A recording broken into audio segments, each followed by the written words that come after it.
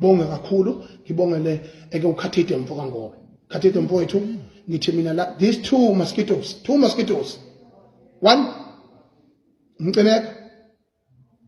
lokho kuyisikhe babophile kuthiwa okay baba bophile labo ku2 baboshiwe labo leziphuphu ezimbili 2 siphuphu ziboshiwe leziphuphu ethu 2 ziboshiwe labo beboshiwe nje step aside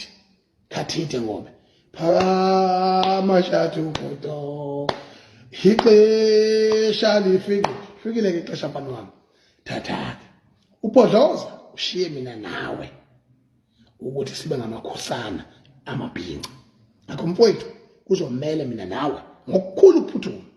sihlangana sibone ukuthi ukuthi kanjani yonke le mess ekhona angizondi mfowethu nawe ngiyazi angizondi ngicabanga ukuthi angeke kufana futhi ngeze sifane kodwa mina ipersonality yakho ngiyayazi kathi nami futhi uyangazi njalo akho kubalekile kakhulu ukuthi kuyaphuthuma futhi ukuthi mina nawe sihlangane sikwazi ukubonisana ukuthi umcimbi wamabhinqa uhambe ngenkulu impumelelo ngendlela okuyiyona